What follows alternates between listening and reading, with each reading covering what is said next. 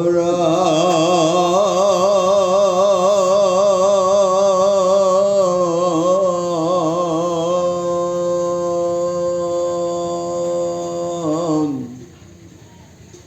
ঋষিনী গদতি শুনা বিদুৰ মন্ত্ৰ তিনিবাৰ ইন্দ্ৰে যজ্ঞ ঘোৰা হৰিলন্ত্ৰ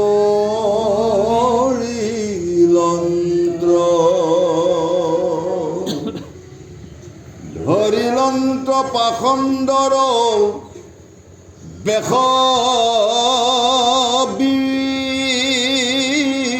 বিপৰ্যয় দেখি মোহ ভৈল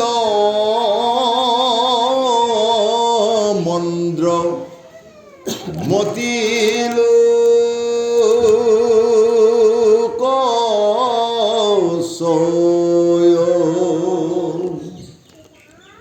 মহামন্দ্ৰ মতি যিটো জ্ঞানত বিহীন ধৰিলা নিন্দিত সেই পাখণ্ডৰ চিন ধৰিলন্ত ইন্দ্ৰদেৱে যেহিবে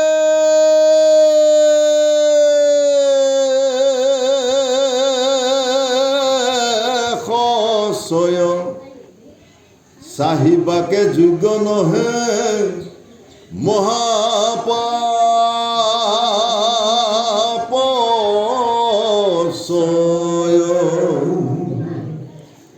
সেহি চিহ্ন সবক বুলয় লোকে চন্দ্ৰ এতেকে শেষিটো বেশ নামত পাখণ্ড পিঠুনিপতিৰ যজ্ঞ নাহি বা কপতি লৈলা সেহি বেশ দেৱ ৰাজসুৰপতি পাছে পিঠু পুতে যাই ইন্দ্ৰক খেদন্ত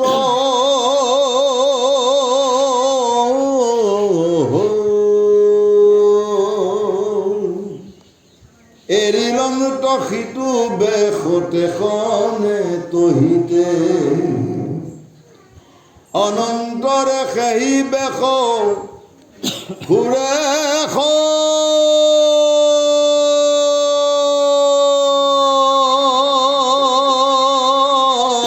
মানিয়া লৈলন্ত মনুষ্য সবে আনন্দ কৰি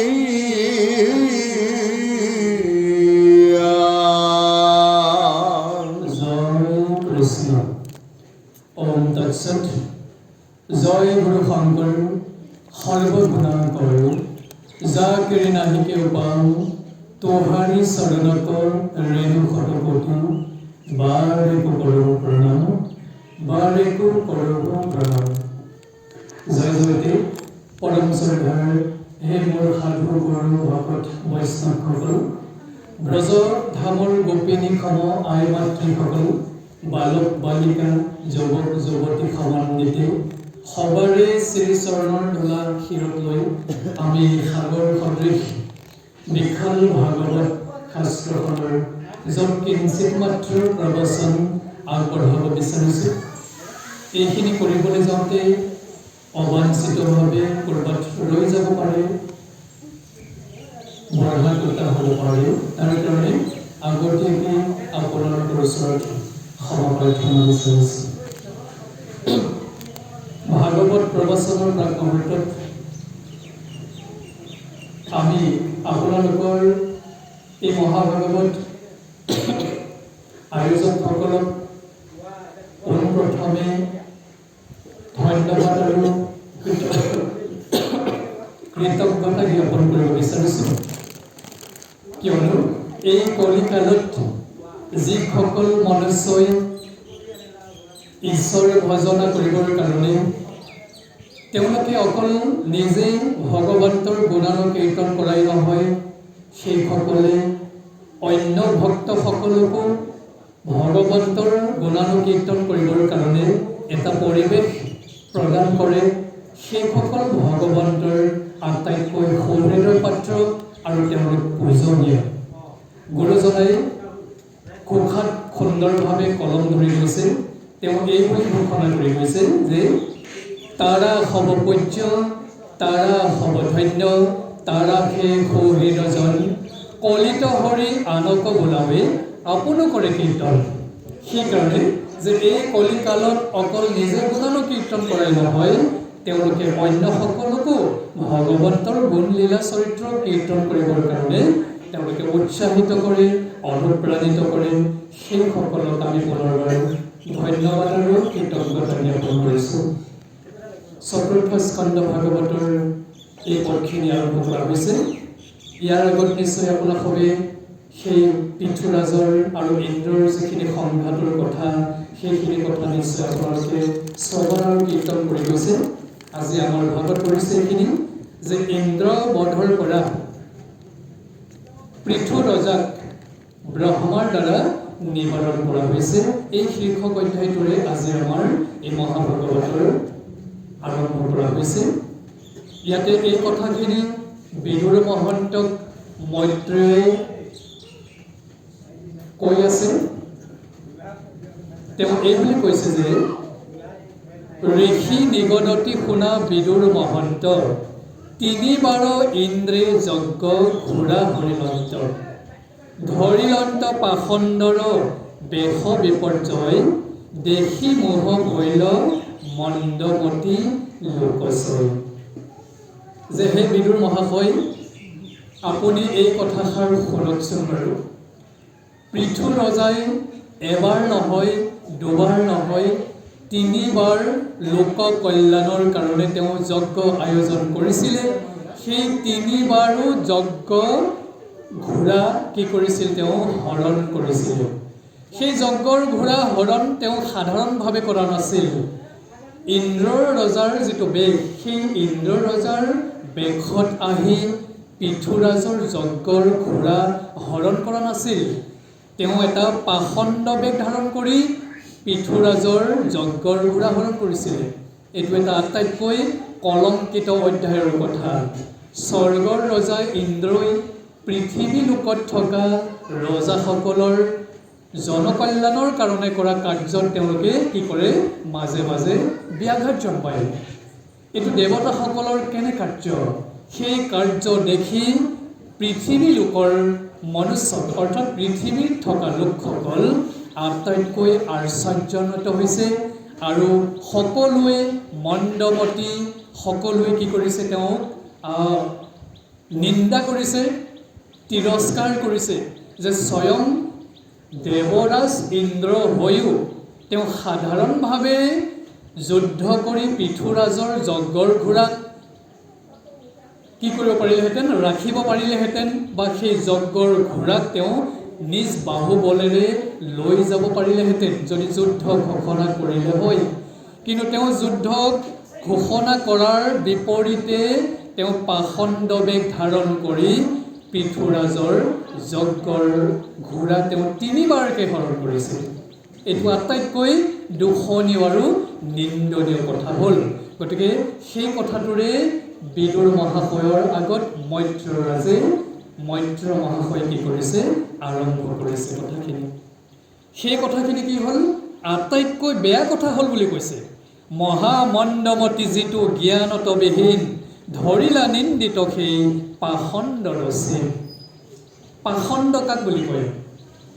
পাখণ্ড বুলি কৈছে যে এই ল'ৰাটো বা ছোৱালীজনী, বিশেষকৈ ল'ৰাবিলাকক কি বুলি কয়? মাক দেউতাক বা কোনোবা জ্যেষ্ঠসকলে এই পাখণ্ডটো ইয়াৰ পৰা আৰু একো ইয়াৰ পৰা আৰু ৰেহাই পোৱা নাযায়। কিবা এটা নহয় কিবা এটা তেওঁ কৰেই।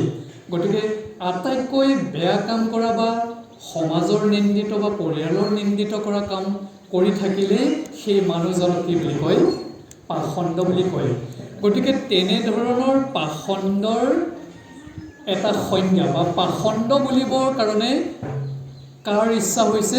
মনুষ্যসকলৰ বা পৃথুৰাজকে ধৰি ঋষি সমস্তৰ ক'বলৈ মন গৈছে যে এই ৰজা ইন্দ্ৰ আৰু ইন্দ্ৰ হৈ থকা নাই। তেওঁ যিটো নিন্দনীয় কাম কৰিলে সেইটো আচলতে পাষণ্ডসকলৰহে কাম। এগৰাকী দেৱৰাজ ইন্দ্ৰস্বৰূপে তেওঁৰ কাম এনেকুৱা নহয়।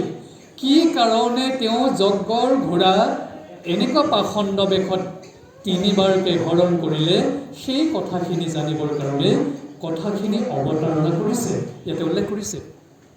ধৰিলন্ত্ৰ ইন্দ্ৰদেৱে যেহিবে খচয়, চাহিবাকে যোগ্য নহে মহাপাপময়। ইন্দ্ৰৰাজে যিটো বেশ ধাৰণ কৰিছিলে, পাষণ্ড বুলি কোৱা হৈছেই, সেই পাষণ্ড বেশটো আচলতে পাপীসকলে তেনেধৰণৰ বেশ ধাৰণ কৰে। এই যে কিছুমান মানুহক দেখা পালে আপোনাৰ ঘিণ লাগেনে? অৱশ্যে শাস্ত্ৰ বা আধ্যাত্মিকতা আমাক এই কথাটো শিকাইছে যে আমি তৰু তৃণ লতা জীৱ জন্তু কাৰোকে আমি ঘৃণা ভাৱ কৰিব নালাগে। আধ্যাত্মিকতাই শিকাইছে। কিন্তু কেতিয়াবা কিছুমান মানুহৰ দৃশ্য দেখা পালে, কাৰুকাৰ্য দেখা পালে আমাৰ নাক বা চকুটো কোচ খাই যায়, মনটো কোচ খাই যায়। গতিকে সেইসকলকে পাষণ্ড বুলি কোৱাৰ যোগ্য। তেওঁলোকে তেনেধৰণৰ আচৰণ কৰাকে তেওঁলোকে বেছি ভাল বুলি ভাবে। গতিকে সেই আচৰণৰ বেশটোক পাপময় বুলি কোৱা হৈছে। অৰ্থাৎ সেই বেশটো দেখিলেই আপোনাৰ মনৰ মাজলৈ বা আপোনাৰ মনলৈ পাপ আহিব। আজি মই এনেকুৱা এটা দৃশ্য দেখিলোঁ, মোৰ মনটো আজি দিনটোৰ কাৰণে বেয়া হৈ গ'ল, হয়নে বাৰু? যেনেকৈ ভক্ত দৰ্শন বা সন্ত দৰ্শন কৰিলে দিনটোৰ কাৰণে মনটো ভাল লাগে, পাপবিলাক হৰণ হৈ যায়। ঠিক তেনেকৈ এনেধৰণৰ অন্য ধৰণৰ বেশ ধাৰণ কৰা, অৰ্থাৎ যিটো বেশ দেখিলে আপোনাৰ চকুৰে চাবলৈ মন নাযাব, তেনেধৰণৰ বেশভূষা যদি আপুনি দেখা পায়, তেনেহ'লে আপোনাৰ মনটো স্বাভাৱিকতে কি লাগিব? বেয়া লাগিব। এনেধৰণৰ কথা দ্বাদশ স্কন্ধত উল্লেখ কৰা আছে যে কলিযুগৰ মনুষ্যসকলৰ যিটো বেশভূষা, আজিকালি বিশেষত নতুন প্ৰজন্মসকলৰ যিটো বেশভূষা আপোনালোকে দেখা পাইছে, এটা হাফ পেণ্ট পিন্ধে, হাফ পেণ্টটো সূতাবিলাক ওলমি থকা, হয়নে বাৰু? এসোপামান সূতা ওলমি থাকিব আৰু হাফ পেণ্টৰ মাজে মাজে এটা সূতা থাকিব, সেইটো বোলে ডিজাইন। আচলতে এই ডিজাইনটো বা এই বেগটো, এই যে ইন্দ্ৰই যিটো পাষণ্ড বেগ ধাৰণ কৰিছিল সেই যুগতে, পৃথুৰাজৰ যুগত, সেই তেতিয়াৰ পৰাই এই নৱপ্ৰজন্ম বা মনুষ্যসকল অভিশপ্ত হৈ আহিছে।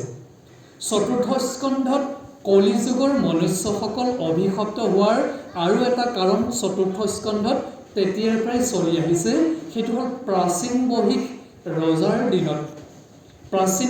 ৰজাৰ দিনত চলি থকা সেই যে 10জন প্ৰচেতকে যি তপস্যা কৰিছিলে, সেই তপস্যাৰ দিনত শিৱপ্ৰভুৱে আহি বিষ্ণু ভক্ত 10গৰাকীক যি আশীৰ্বাদ প্ৰদান কৰিছিলে, তেতিয়াই তেওঁ এই কথাটো স্বীকাৰোক্তি কৰিছিলে যে মই বিষ্ণু ভক্তসকলক মই কৌটি কৌটি নমন কৰোঁ। মানে তেওঁলোকক দেখা পালেই মোৰ শিৰণত হৈ যায়। আনকি মোৰ নিজৰ শিষ্যসকলকেই তেনেধৰণৰ শ্ৰদ্ধা সন্মান কৰিবলৈ মন নাযায়। এই কথাখিনি দক্ষ যজ্ঞত যিটো অভিশাপ হৈছিল চতুৰ্থ স্কন্ধৰে, দক্ষ যজ্ঞৰ পৰাই কথাখিনি আজি কলিযুগৰ মনুষ্যসকললৈ বাগৰি আহিছে। মানে তাত এটা কথা দিয়া আছে যে দক্ষ যজ্ঞত যে কলিযুগৰ মনুষ্যসকলে যদি ঈশ্বৰৰ ভজনা নকৰে বা ঈশ্বৰৰ শৰণাপন্ন নহয়, তেতিয়ালৈকে তেওঁলোকৰ বেশভূষাবিলাক এনেধৰণৰ পাষণ্ড বেশভূষাৰ নিচিনাই হৈ থাকিব। সেইটো দক্ষ যজ্ঞত হোৱা অভিশাপৰ পৰাই আমি তাৰ অভিশপ্ত হৈ আছোঁ। সেই অভিশাপৰ পৰা অচিৰেই কেতিয়া মুক্তি হ'ব পাৰিব? যেতিয়া আপুনি ভকতৰ সংগত আহি ভগৱন্তৰ সেৱা গ্ৰহণ কৰিব বা ভক্তি কৰিবলৈ আৰম্ভ কৰিব, তেতিয়াৰ পৰাই আপোনাৰ সেই বেশভূষাবিলাক আঁতৰি যাব।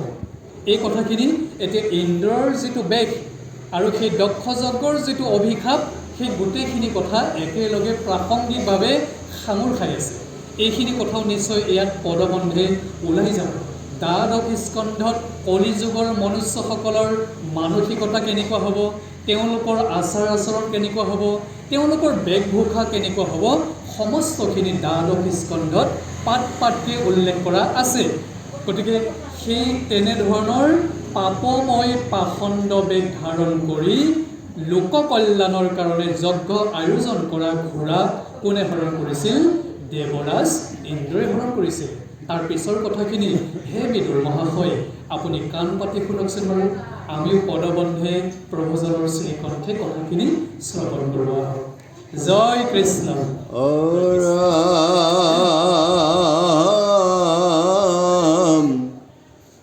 অধৰ্মৰ বেশিতো আতি বিপৰীত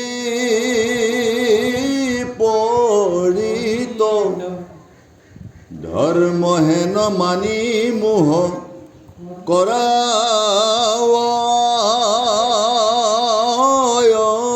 চিত্ৰ এশুনা যে নমত কহু বেশৰ লক্ষণ জাকদৰ খনে অজ্ঞা নিৰহৰে মন ভস্ম ধূলি ধূসৰিত শৰীৰ সকল মাথে বান্ধি আছে ঘোৰ জটাৰ পতল কৰ্ণত কুণ্ডল মনু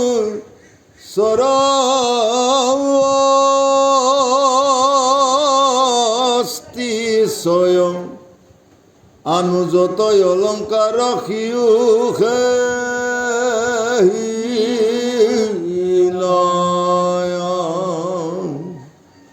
দিগম্বৰ বেশ নাহি বসন কটিত ঊৰ্ধ্বভাগে বস্ত্ৰ মাত্ৰ মৃত্তিকা ৰঞ্জিত কৰতম নিৰমালা কাষ্ঠৰ দ্বাদশ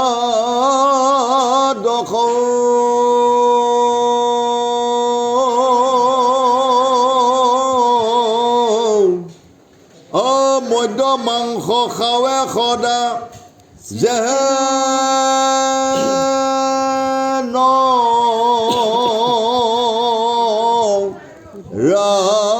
ৰাক্ষস অৰামাপাত মধুৰ সিতু পাখণ্ডৰ বেশ তাকে ভাল বুলি কৰে আনকো প্ৰবেশ অৰামে নানা বাক্য দেখ অনেক যুগতি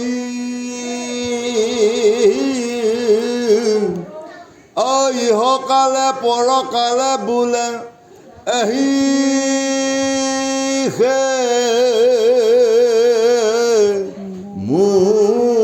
মুকুতি আৰামেহি পৰম্পৰা ভৈল পাখণ্ড বিস্তৰ এৰি লয়া চাৰ কুল নিয়ম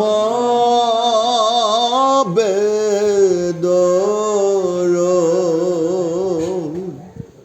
আৰাম শিশব কাৰ্যক পিঠু নিপতি জানিল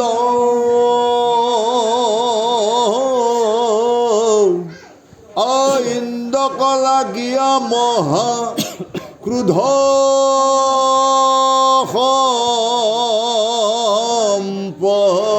সম্পজিল এবাৰ আমি পদবন্ধে শুনিবলৈ পালোঁ যে পৃথুৰাজৰ সেই যজ্ঞৰ ঘোঁৰা বাৰে বাৰে যিহেতু হৰণ কৰি আছে ৩ নম্বৰ যজ্ঞৰ সেই পালত পৃথুৰাজৰ একমাত্ৰ পুত্ৰ ইয়াতে নাম উল্লেখ কৰা নাই তেওঁৰ পুত্ৰই ইন্দ্ৰক কেইবাবাৰো খেদিছে যেনেকৈ সমীক মুনিয়ে পৰীক্ষিত মহাৰাজৰ অপৰাধটো ক্ষমা কৰিছিলে কিন্তু তেওঁৰ পুত্ৰ শৃংগীয়ে ক্ষমা কৰা নাছিল যাৰ কাৰণে তেওঁ অভিশপ্ত হ'ব লগা হৈছিল ঠিক তেনেকৈ পৃথুৰাজে ইন্দ্ৰৰাজক পোনপটীয়াভাৱে আক্ৰমণ কৰা নাই বা প্ৰতিহত কৰিবলৈ যত্ন কৰা নাই, কিন্তু তেওঁৰ পুত্ৰই ইন্দ্ৰৰ সেই যিটো পাখণ্ড বেশত আহি যজ্ঞ বিনষ্ট কৰিবৰ কাৰণে আহিছিলে, তেওঁ কেইবাবাৰো তাৰ পৰা খেদি পঠাইছিল। কিন্তু পাখণ্ডৰ লক্ষণটো নীলাজৰ লক্ষণ। তেওঁলোকৰ কোনো লাজ মান বা তেনেকুৱা শ্ৰদ্ধা আৰু সন্মান নাথাকে। গতিকে তেওঁ বাৰে বাৰে পাখণ্ড বেশত আহি পৃথুৰাজৰ যজ্ঞৰ ঘোঁৰা হৰণ কৰিবলৈ তেওঁ যত্ন কৰিছিল। আৰু তেওঁ আটাইতকৈ এটা সন্মানৰহিত কাম এটা কৰিছিলে দেৱৰাজ ইন্দ্ৰই। কাৰণ যিহেতু তেওঁ পাখণ্ড বেশ ধাৰণ কৰিছে, পাখণ্ড বেশৰ আন এটা নাম হৈছে আসুৰিক বেশ। যিটো অসুৰে তেনেকুৱা বেশভূষা ধাৰণ কৰে আৰু তেওঁৰ চৰিত্ৰটো তেনেকৈ প্ৰকাশ পায়। গতিকে তেনেধৰণৰ আসুৰিক স্বভাৱ গ্ৰহণ কৰাৰ লগে লগে তেওঁ অখাদ্যও ভক্ষণ কৰিবলৈ আৰম্ভ কৰিছিল। ইয়াতে উল্লেখ কৰিছে, চাওক, মদ্য মাংস, বিশেষকৈ এই দুটা বস্তু তেওঁ ভক্ষণ কৰিছিল, যিটো দেৱতাসকলৰ খাদ্য নহয়। হয়নে বাৰু? দেৱতাসকলৰ খাদ্য মদ্য আৰু মাংস নহয়। গতিকে এইবিলাক আসুৰিক স্বভাৱৰ বা আসুৰিক মনুষ্যসকলৰ খাদ্য। গতিকে সেই খাদ্য কোনে গ্ৰহণ কৰে? যিসকলে এনেকুৱা বেশভূষা ধাৰণ কৰে। আৰু তেওঁ কুলৰ আচাৰ পৰ্যন্ত এৰি পেলায়। কুলৰ আচাৰ বা বেদৰ আচাৰ অনুসৰি আমাৰ একমাত্ৰ কুল দেৱতা হৈছে ভগৱন্ত কৃষ্ণ। আমি আমাৰ সমাজৰ ৰীতি নীতি অনুসৰিহে আমি বেলেগ বেলেগ কুল দেৱতা বনাই পেলাওঁ। আচলতে ভগৱন্তই নিজ মুখেৰে কোৱা, গীতাত কোৱা আছে, ভাগৱতত দিয়া আছে, আমাৰ কুল দেৱতা আচলতে পৰম প্ৰভু ভগৱন্ত। আমি সেইজন কুল দেৱতাৰহে পূজা সেৱা কৰিব লাগে, তেতিয়াহে আমাৰ কুল উদ্ধাৰ হ'ব। কিন্তু আমি যি পূৰ্বপুৰুষক আমি কুল দেৱতা হিচাপে আমি দেৱ পূজা কৰোঁ, সেই দেৱ পূজা কৰি থাকিলে আমাৰ কুলটো বা আমাৰ বংশটো কোনো কালে উদ্ধাৰ নহ'ব।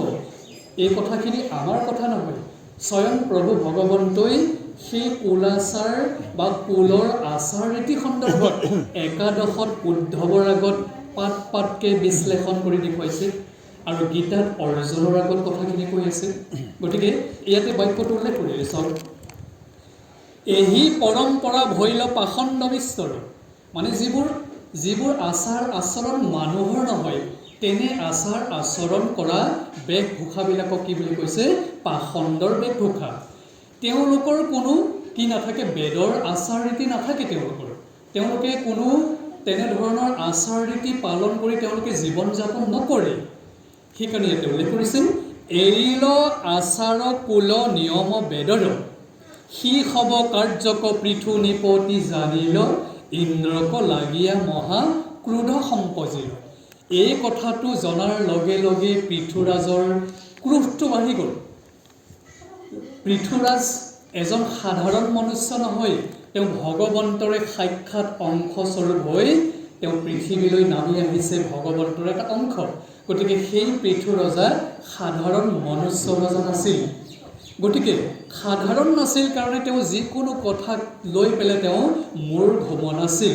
কিন্তু যেতিয়া মনুষ্যৰ কল্যাণৰ বিপৰীতে কোনোবা আচৰণ কৰে, অত্যাচাৰ আৰম্ভ কৰে, তেতিয়া কিন্তু সেই পৃথুৰাজে সেইসকলক কোনো কাৰণতে ৰেহাই প্ৰদান কৰা নাছিল। গতিকে তেওঁৰ ক্ৰোধ উপজিছে যে এইজন ইন্দ্ৰই প্ৰকৃততে কি বেশ ধাৰণ কৰিব। দেৱতাসকলৰ কাৰণে এইটো এটা আটাইতকৈ কলংকিত কথা হ'ল। হয়, এজন ভাল মানুহে, দেৱতুল্য মানুহে যেতিয়া পশু আচৰণ কৰিবলৈ যাব, তেতিয়া সমাজৰ মানুহে লেই চেই কৰিব বা তেওঁক সকলোৱে কি কৰিব? ঘিণ কৰিব। যে সমাজৰ এগৰাকী বয়োজ্যেষ্ঠ সন্মানীয় ব্যক্তি যদি এনেকুৱা কাম কৰে, তেনেহ'লে বাকীসকলৰ কি হয়? কি বাকী থাকিব? হয়নে বাৰু? গতিকে তেনেধৰণৰ কাম সমাজৰ জ্যেষ্ঠসকল বা শ্ৰেষ্ঠসকলে কেতিয়াও তেনেধৰণৰ নিন্দনীয় কাম কৰা উচিত নহয় বুলি আমি এই দেৱৰাজ ইন্দ্ৰৰ যিটো পাখণ্ড আচৰণ, তাৰ পৰা আমি শিকিব পাৰোঁ। গতিকে এইটো এটা আটাইতকৈ জানিবলগীয়া আদৰ্শনীয় এটা উদাহৰণ দৰ্শন কৰিছে। আচলতে দেৱৰাজ ইন্দ্ৰৰ তেনেধৰণৰ বেশভূষা ধাৰণ কৰিব লগা নাই। মনুষ্যৰ লোকশিক্ষাৰ কাৰণেই ভাগৱতে অৰ্থাৎ ভগৱন্তই এনেকৈ দেৱসকলক মাজে মাজে এনেকুৱা এটা ভূমিকা গ্ৰহণ কৰিবৰ কাৰণে তেওঁ কি কৰে বাধ্যতা প্ৰদান কৰে যাৰ কাৰণে তাৰ পৰা আমি লোকশিক্ষা হিচাপে অৰ্থাৎ সাধাৰণ এই পৃথিৱীৰ লোকত থকা মনুষ্যসকলে আমি শিক্ষা ল'ব পাৰোঁ যে কি ল'ব পাৰোঁ যে যিসকল সন্মানীয় যিসকল শ্ৰদ্ধেয় যিসকল বয়োজ্যেষ্ঠ সমাজৰ মধ্যভোগী ব্যক্তি তেওঁলোকে ইন্দ্ৰৰ নিচিনা পাখণ্ড বা নিন্দনীয় আচৰণ কেতিয়াও কৰিব নালাগে এই কথাটো আমাক ভাগৱতে দৰ্শন কৰাইছে আহক পৃথুৰাজে কি খং কৰিলে আমি সেইখিনি কথা পদবন্ধে শ্ৰৱণ কৰোঁ জয় কৃষ্ণ ধৰ্ম পালন হুয়া কৰে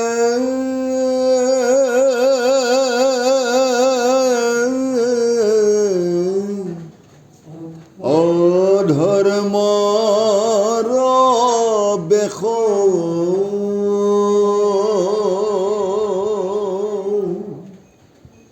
কৰিলে মোহৰ লোক পাখণ্ডনি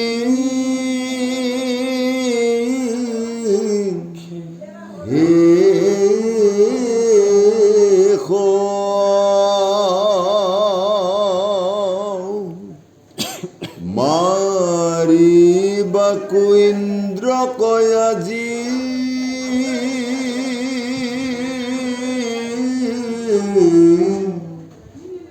দৈবে নাহি বাধ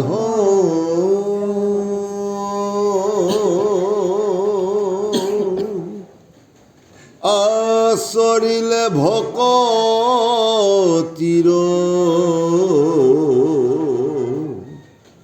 পথত বিবাদ ঐৰা মেহি বুলি শৰণি গুণত জুৰিল ইন্দ্ৰ কমাৰিবে লাগি নিশ্চয় কৰিল পাছে ঋষি বৰ্গে ইন্দ্ৰ মৰয় জানিল মহাশত্ৰু বুলি ৰাজা ইন্দ্ৰ কমানিল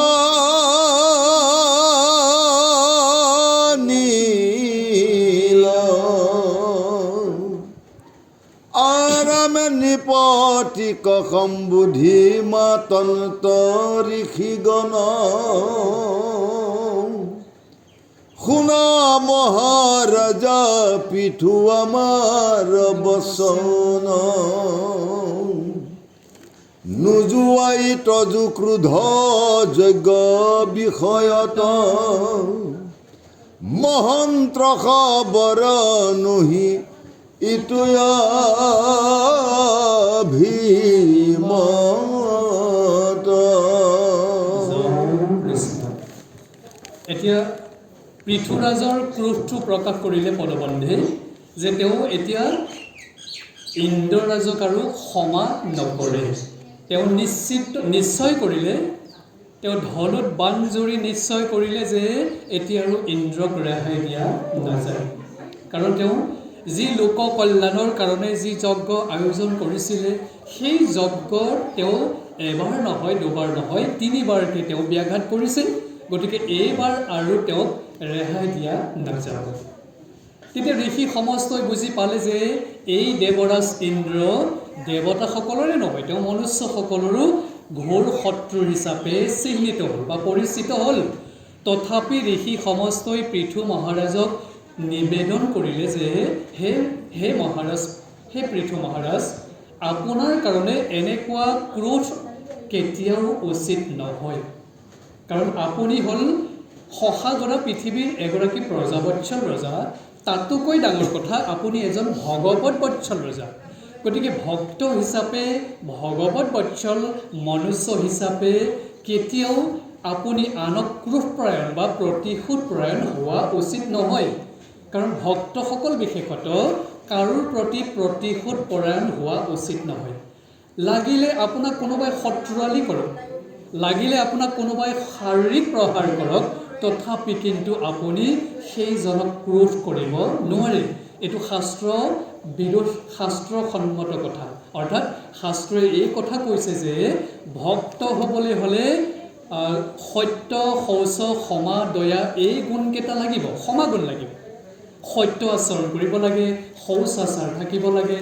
এইকেইটা গুণ থকাৰ কাৰণেহে আপুনি এজন ভগৱন্তৰ একান্ত ভক্ত হৈছে। গতিকে সেই হিচাপত আপুনি এনেকৈ খং কৰাটো আমাৰ পক্ষে উচিত নহয় বুলি ভাবিছোঁ। আৰু সেইকাৰণে আপুনি সেইজন ইন্দ্ৰই যি পাষণ্ড বেগ ধাৰণ কৰি এনেকুৱা কৰিলে, সেইজনক কিন্তু আপুনি এনেকৈ শাস্তি দিবলৈ যোৱাটো আমাৰ পক্ষে উচিত নহয় বুলি আমি ভাবিছোঁ। এইবুলি তেওঁলোকে যুক্তি প্ৰদৰ্শন কৰিছে ঋষি সমস্ত। আহকচোন বাৰু তাৰ পাছত পৃথুৰাজে কি কৰিলে আমি পদবন্ধে শ্ৰৱণ কৰোঁ। জয় কৃষ্ণ।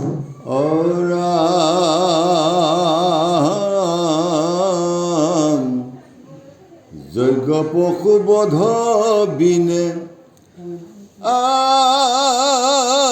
নহিংসা দুখ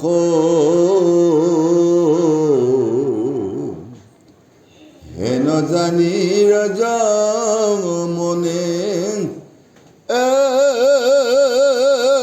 ৰাই তুৰুষ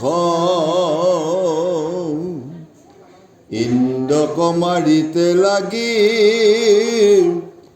তজু অভিমত থাকিও কচাহিতে আমি কৰোঁ হত তজু যজ্ঞ হৰ্তা ইন্দ্ৰ দেৱকয়া নিবু আহুতি কৰি আহুম অগ্নিত হুমিবু তোমাৰ প্ৰতাপে ইন্দ্ৰ মৃতক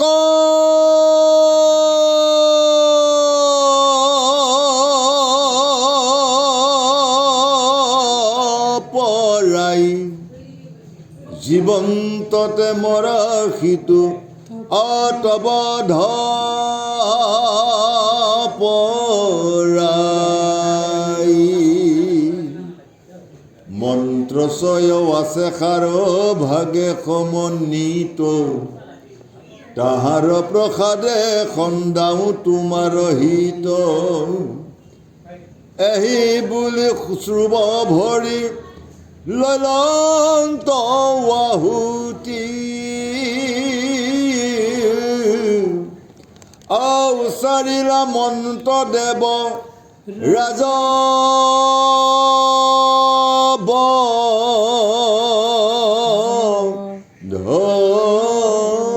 প্ৰতি আৰামে পাছে দেখি লন্ত্ৰ পিতা মহসৃষ্টি কৰ ৰহ বুলি তাকম্বাক দিলন্ত্ৰ উত্তৰ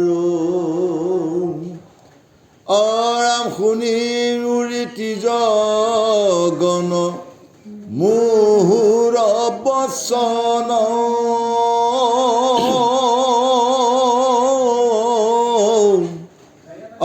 ইন্দ্ৰ বধক প্ৰতি এৰি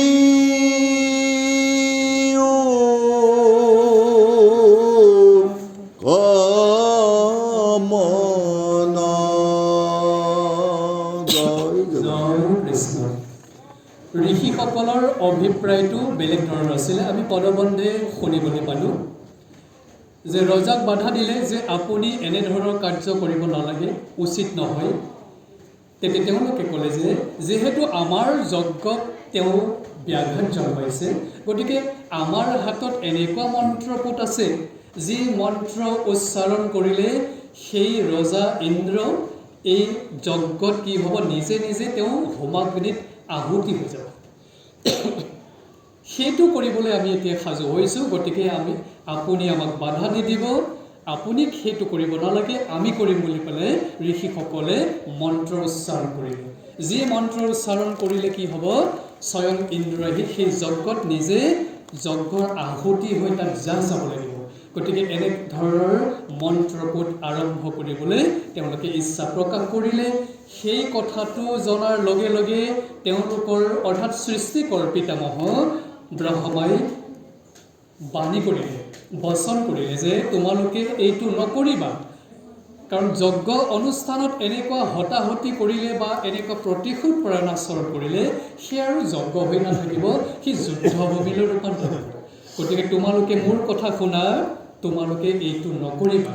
তোমালোকে যিটো কৰিব বিচাৰিছা এইটো আটাইতকৈ এইটো হ'ব আপোনঘাতী বা আপোনঘাতী কৰ্ম হ'ব। সেইকাৰণে তোমালোকে এইটো নকৰিবা বুলি ব্ৰহ্মাই তেওঁক কি কৰে, তেওঁ ঋষিসকলক বাৰণ কৰিলে। ইয়াত উল্লেখ কৰিছে, পাছে দেখিলন্ত পিতামহ সৃষ্টিকৰ ৰহ ৰহ বুলিতা সম্বাক দিলন্ত উত্তৰ। শুনিও ঋত্তি জগন মোহৰ বচন ইন্দ্ৰক বধক প্ৰতি এৰি উকমন। যে ইন্দ্ৰৰ বধৰ যি মন হৈছে আপোনালোকে সেই মনটো বা সেই ইচ্ছাটো ত্যাগ কৰক, এইটো কৰা উচিত নহ'ব। তাৰ পাছত প্ৰজাপিতাই কিবা ক'লে নেকি? আমাক পদবন্ধে আমি শ্ৰৱণ কৰোঁ। জয় কৃষ্ণ।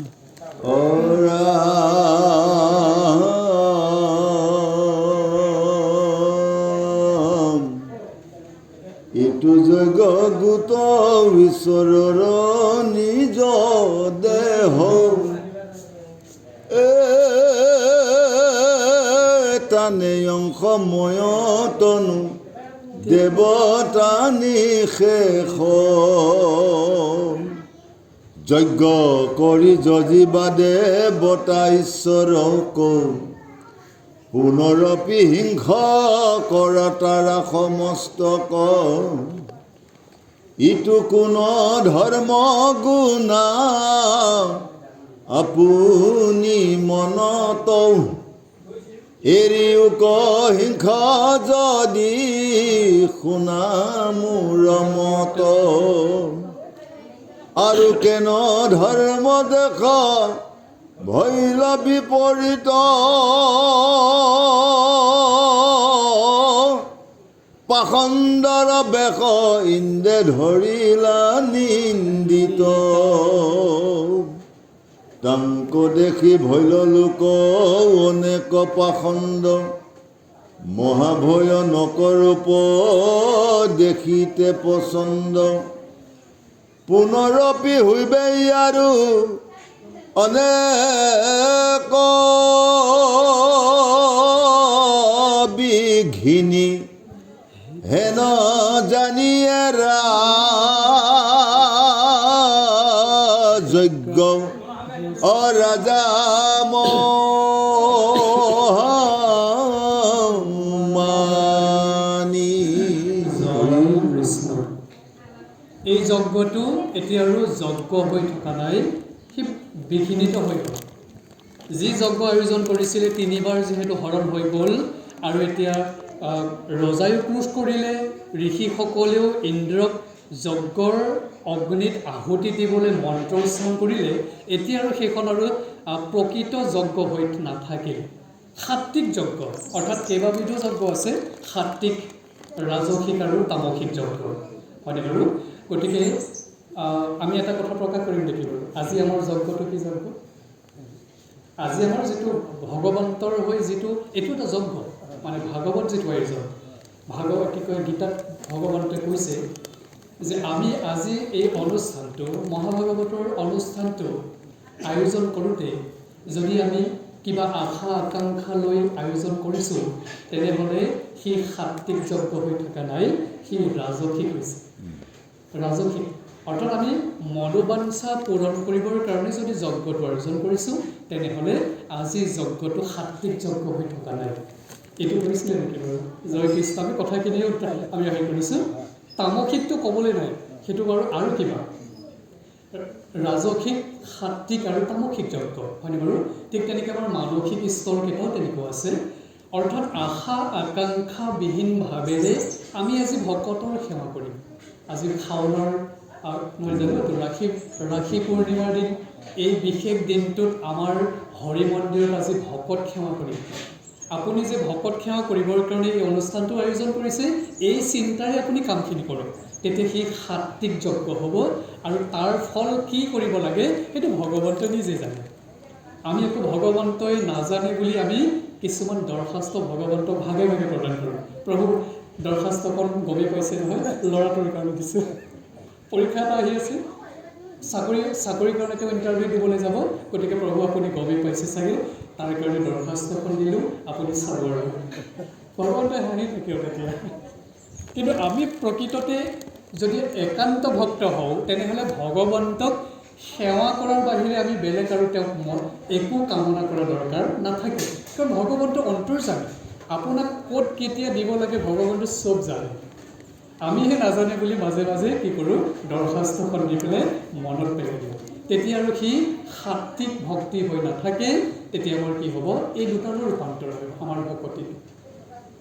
তাকে কৈছে মুক্তিত নিস্পৃহ যিটো সেহি ভকতক নমো ৰসময় মাগুহ ভকতি সমস্ত মস্তকমণি নিজ ভকতৰ অৱশ্য ভজো হেন দেহ যদুপতি। মই সেইজন ভকতক ভৰি ভৰি নমস্কাৰ কৰোঁ যিজনে মুক্তি সুখকো বাঞ্ছা নকৰে। তেওঁ ইতিমধ্যে জানি উঠিছে যে প্ৰকৃততে যদি তেওঁ ভক্তি কৰিছে তেনেহ'লে পিছফালে মুকুতিটো এনেই লাগি আছে। ভাল ছাত্ৰজনে পৰীক্ষাত পাছ কৰিবই, এই কথাটো তেওঁ চিন্তাই নকৰে। মাত্ৰ আৰু অকণমান কি ভাল ৰিজাল্ট কৰিব পাৰে তাৰ কামতহে তেওঁ লাগি থাকে। ঠিক তেনেকৈ প্ৰকৃত ভক্তসকলেও মুকুতি কেতিয়া হ'ব বা মই কেনেকৈ মুকুতি লাভ কৰিম সেই চিন্তাটো ভক্তসকলে নকৰে হয়নে বাৰু? এই কথাটো সেইজন ভকতক মই সেইকাৰণে নমস্কাৰ কৰি বুলি কৈছে, যিজন সমস্ত মস্তকমণি অৰ্থাৎ সেই যদুপতি ভগৱন্তক মই প্ৰথমতে কি কৰোঁ, ভজন কৰোঁ। গুৰুজনে ভজন ভক্তিৰ ঘোষাটো প্ৰথমতে আনিছে যে ভজন কাক বুলি কয়, ভক্ত কাক বুলি কয়, প্ৰথম ঘোষাটোতে গুৰুজনে কলম কৰিছে মুক্তিত নিস্পৃহ যিটো সেহি ভকতক নমো। এতিয়া তাৰ আৰু এটা তাৰ পাছৰ পদ এটা আমি আনিছোঁ। এইটো মানে এই যে আমাৰ এই যজ্ঞটো কি কয় পৃথুৰাজৰ যিটো যজ্ঞ, এই যজ্ঞটো আৰু সাত্বিক যজ্ঞ হৈ নাথাকিল, কাৰণ তেওঁ পুৰুষ আহি গ'ল। আজি আমাৰ ভক্তসকলে যদি কোনোবাই দেৰিকৈ আহিছে বুলি খং কৰিছে তেতিয়াহ'লে কথাটো পদত ওলাই আছে আৰু সেইটো সাত্বিক হৈ নাথাকিব। কোনোবা দেৰিকৈ আহিছে, কিবা কাৰণত দেৰি হৈছে, আপুনি কিন্তু ক্ষমা কৰি দিব লাগিব। কাৰণ আজি এই 3 ঘণ্টা সময় বা 4 ঘণ্টা সময় আজি ভকতৰ নিচিনাই হৈ থাকিব লাগিব হয়নে বাৰু? তেতিয়াহে আপোনাৰ আজিৰ এই অনুষ্ঠানটো সাফল্যমণ্ডিত হ'ব। যদি আমি তাত কিবা নহয় কিবা কাৰণত খুটুক খাটাক লাগি যাওঁ তেনেহ'লে সি আৰু আচল আমাৰ সেৱা হৈ নাথাকিব, সেইটো স্বাৰ্থজনিত সেৱা হৈ যাব। ভাগৱতে ভগৱন্তই এনেকুৱা ধৰণৰ শিক্ষাবিলাককে আমাক প্ৰদান কৰিছে। ভাগৱতৰ পৰা আমি এইবোৰ আচৰণ আমি গ্ৰহণ কৰিব লাগিব। গতিকে আমি কথাখিনি সেইখিনি লাগিছিলোঁ। আৰু এটা পদ আছে মন কৰক, যাৰ ৰাম কৃষ্ণ নাম নাৱে ভৱ সিন্ধু তৰি পাৱে পৰম পদ পাপী যত। আগতে কিমান পাপী আছিল বেলেগ কথা, সকলোৱে জানে যে তেওঁ এনেকুৱা আছিল। আজিকালি বিৰাট ভক্ত হ'ল, এখন দেখা পাওঁ নহয় কেনেকুৱা ভক্ত হ'ব হয়নে বাৰু? সেইসকলে এইটো কথা কৈয়ে থাকিব যে দেখিম নহয় তেওঁ কেনেকুৱা ভকত হ'বলৈ গৈছে, আমি চাই থাকিম, তেওঁলোকে চায়ে থাকিব, আমি গৈয়ে থাকিম নহয় জানো? আমি ভকতৰ মাজলৈ আমি গৈয়ে থাকিম, তেওঁলোকে চায়ে থাকিব কি কি এনেকুৱা কথাখিনি আৰু। এতিয়া চাওক, সেইটো স্তৰৰ পৰা যদি আপুনি পৰিত্যাগ কৰি ভগৱন্তৰ নামলৈ আহিছে, ভকতৰ সংগলৈ আহিছে, তেনেহ'লে সেইজনৰ নিচিনা আৰু পবিত্ৰ বা একান্ত ভক্ত বা সাধু ভক্ত আৰু কোনো নাথাকে। কাৰণ তেওঁ সমস্তখিনি পৰিত্যাগ কৰি তেওঁ এই সময়ছোৱা অৰ্থাৎ তেওঁ বয়সৰ যিখিনি সময় আছে, অৰ্থাৎ জীৱনটোৰ যিখিনি বাকী আছে সময়, সেইখিনি সময় তেওঁ কাৰ লগত কটাব? ভগৱন্তৰ ভক্তৰ লগত কটাব। গতিকে সেইজন ভকতৰ কথা ইয়াত উল্লেখ কৰিছে। সেইজন ভকতক মই কি কৰোঁ? পৰি নমস্কাৰ কৰোঁ। গতিকে যাৰ কণ্ঠত কৃষ্ণ নাম আছে, জানিব যে তেওঁ পৰম পদ লাভ কৰিবলৈ তেওঁ সক্ষম হ'ব। সেইটো ভগৱন্তই সেই পদটো তেওঁক প্ৰদান কৰিব। গতিকে এনেকৈ ভক্তসকলৰ এই যিটো আচৰণটো, সেই আচৰণটো ভাগৱতত কৰি দেখুৱাইছে। এতিয়া এইখিনি কথা পুনৰবাৰ পিতামহ ব্ৰহ্মাই উল্লেখ কৰিছে যে যদি তোমালোকে মোৰ কথা শুনিব বিচাৰা তেনেহ'লে তোমালোকে এই আচৰণখিনি ত্যাগ কৰা। আনকি যিহেতু এই যজ্ঞটো আৰু যজ্ঞ হৈ নাথাকিল, তাত ক্ৰোধ আহি গ'ল, প্ৰতিশোধ পৰায়ণৰ কথা আহি গ'ল, প্ৰতিশোধৰ কথা আহি গ'ল। গতিকে এয়া আৰু যজ্ঞ হৈ থকা নাই। যদি তোমালোকে মোৰ কথা শুনা, যজ্ঞটো ইমানতে ইতি পেলাব। ব্ৰহ্মাই পৰামৰ্শ দিছে যে তোমালোকৰ এইটো আৰু যজ্ঞ হৈ থকা নাই। ব্ৰহ্মাই অন্তৰ্যামী আৰু ভগৱন্তটো আৰু অন্তৰ্যামী। গতিকে কেনেধৰণৰ যজ্ঞ হ'ল সেই কথাটো ইতিমধ্যে প্ৰকাশ হৈ গ'ল, কাৰণ তাত ক্ৰোধ আহি গ'ল। হয়নে বাৰু? সেই ক্ৰোধৰ বিপৰীতে যেনিবা ৰজাক ইন্দ্ৰক মাৰিবলৈ বাধা দিলে, কিন্তু ঋষি সমাজটোৱে কি কৰিলে? তেওঁলোকে এনেকুৱা মন্ত্ৰ মাতিব যি মন্ত্ৰ মাতাৰ বলত এই যজ্ঞত ইন্দ্ৰ স্বয়ং আহুতি হৈ আহিব। হয়নে বাৰু? তেওঁ তাত যাহ যাব। গতিকে এইটো আটাইতকৈ প্ৰতিশোধ পৰায়ণৰ এটা যজ্ঞহে হ'ল। সেইকাৰণে এইটো যজ্ঞ আৰু আপোনালোকে অনুষ্ঠিত কৰিব নালাগে, ইতিমধ্যে সি বিনষ্ট হৈ গ'ল। এইবুলি পিতামহই পৰামৰ্শ দিছে। আহকচোন বাৰু তেওঁলোকে মানিলে নে নাই সেইখিনি কথা লৈ আমি পুনৰ পদলৈ আনো। জয় কৃষ্ণ। ৰামে ভৈলত যজ্ঞ পূৰ্ণ ক্ৰতু নখত যজিলা ঈশ্বৰ যেন মনয় অভিমত তোমাৰ নাহিকে পদেই অভিলাষ মিছাতে সে বসুমতী ভৈলন্ত ৰাখ তুমি মূৰ্খ ধৰ্মী মহা পুৰুষ প্ৰধান সমস্ত যজ্ঞৰ তুমি আপুনি প্ৰমাণ হেন জানি কৰি যজ্ঞ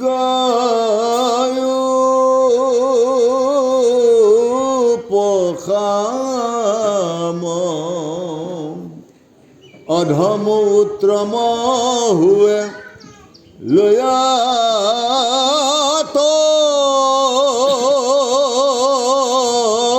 জুনাম।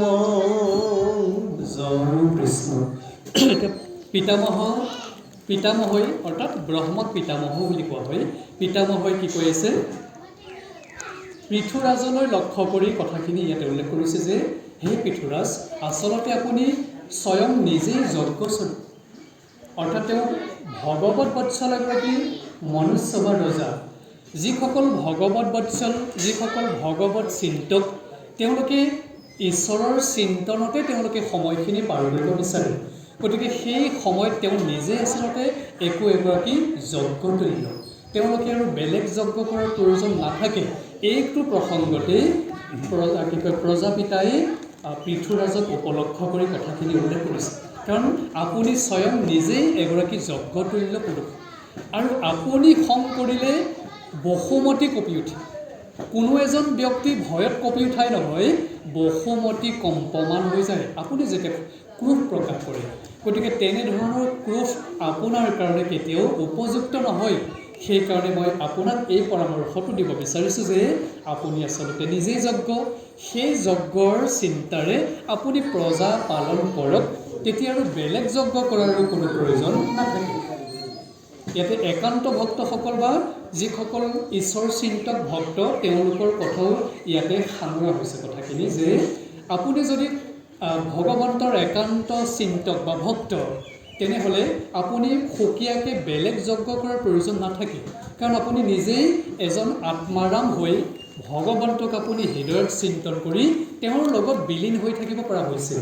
গতিকে তেনেকুৱা এটা অৱস্থাত বেলেগ যজ্ঞ আয়োজন কৰাৰ কোনো প্ৰয়োজন নাথাকে।